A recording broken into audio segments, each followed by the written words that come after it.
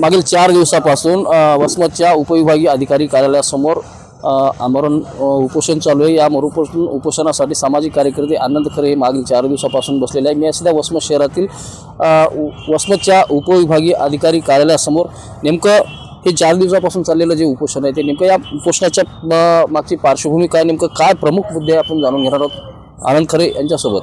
मी दिनांक 23/12/2025 रोज मंगळवारपासून उपविभागीय अधिकारी कार्यालयासमोर वसमत नगर परिषद अतिक्रमणधारकांना अभय देत आहे आणि त्यांना पाठीशी घालत आहेत व तो नगर परिषदेच्या कार्यपद्धतीविरोधात मी आमरण उपोषणात इथं बसलो आहे।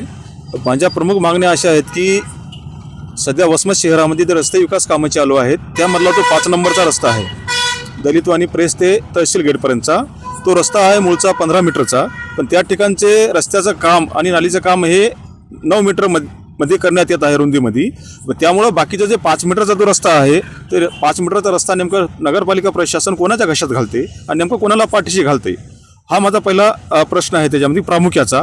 आणि तो अतिक्रमण काढण्यात यावं। त्याचबरोबर त्या मूळ रस्त्यावरती काही व्यावसायिकांनी रस्त्यामध्ये दुकानं थाटले आहेत, काहींनी शाळा उभारल्या आहेत, काहीचे घरं आहेत, तर ते प्रामुख्यानं ते अतिक्रमण काढावं आणि जी जागा अतिक्रमण काढल्याच्या नंतर मोकळी होईल ती जागा भाडेतत्वावर जी देता येईल ती जाहीर लिलाव करून भाडेतत्वावर द्यावी, जेणेकरून की नगरपालिका प्रशासनाला त्याच्यामध्ये महसुलामध्ये त्याच्या भर पडेल आणि निश्चितच अतिक्रमण निघाल्यावरती वसमतवासियांना मोकळा श्वास घेता येईल।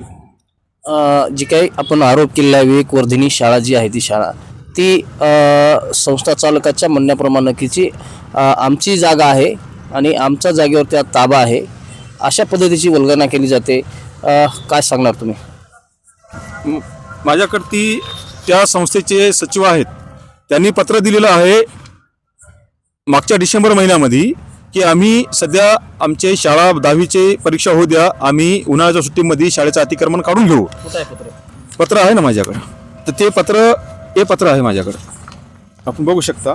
हे सचिवाचं पत्र आहे आणि संस्थेच्या लेटर हेडवर आहे की आम्ही 10वीच्या बोर्डाच्या परीक्षा झाल्यानंतर आम्ही स्वतःहून अतिक्रमण काढू असं त्यांनी 23 जानेवारी 2025ला दिलं आहे। परंतु आज 1 वर्षाचा कालावधी होत आलेला आहे, त्यांनी कुठल्याही प्रकारचं अतिक्रमण काढलेलं नाही आणि उलट मी उपोषण केलेलं आहे की त्यांनी सांगतात की ते माझ्यावरती खोटे आरोप करत आहेत, पण माझ्याकडे सर्व पुरावे असून प्रशासन कुठलीही कारवाई करत नाही, संबंधित अतिक्रमणधारकांना पाठीशी घालत आहे आणि त्यांना अभय देत आहे।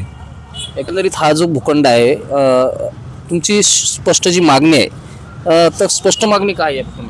स्पष्ट मागणी ही काची की त्या ठिकाणी जे झालेलं अतिक्रमण आहे विकास कामाच्या नावावरती आणि त्याच्यामुळे जे शहराचं विद्रुपीकरण झालं हे कुठेतरी थांबायला पाहिजे। ते सामाजिक कार्यकर्ते आनंद खरे मागे वसमत शहरामध्ये गेल्या कित्येक वर्षापासून जे भूखंड माफिया असतील त्यांनी अतिक्रमण मोठ्या प्रमाणामध्ये शहरामध्ये थाटलेले आहे आणि या अतिक्रमणामुळे मोकळा श्वास घेता येत नाही। त्यामुळे आता नगरोत्थान योजनेअंतर्गत कोट्यावधी रुपयाचा निधी हा वसमत शहराच्या विकासासाठी आले असताना परंतु आता हा निधी कुठंतरी या अतिक्रमणधारकामुळे शासनाला परत जाण्याची शक्यता नाकारता येत नाही। त्यामुळे या ठिकाणी सामाजिक कार्यकर्ते आनंद खरे मागील 4 दिवसापासून या ठिकाणी उपोषणाला बसलेले आहे।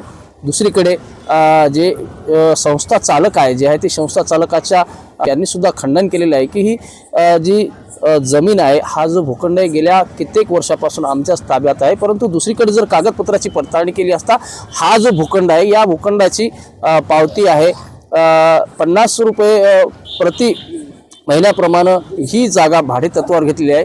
दुसरा महत्त्वाचा मुद्दा याच्यामध्ये आहे की ही जी जागा आहे ही जी शाळेची जागा आहे या जागेचे अतिक्रमण काढण्यासाठी संस्था चालकांनी सुद्धा परीक्षेचं कारण दाखवत अतिक्रमण काढून घेण्यात येईल असं सुद्धा पत्र या ठिकाणी संस्था चालकांनी नगरपालिका प्रशासनाला दिलेले। त्यामुळे संस्था चालकांनी केलेले आरोप हे तथ्य आहेत का हे पाहणं आता तितकंच महत्त्वाचं ठरणार आहे आणि म्हणून शहरामध्ये जे वाढतं अतिक्रमण आहे या वाढत्या अतिक्रमणाला नेमकं कोण जबाबदार आहे हे पाहणं आता तितकंच महत्त्वाचं। लोकपरिवर्तन न्यूजसाठी मी वसमतवरून भगवान जाधव।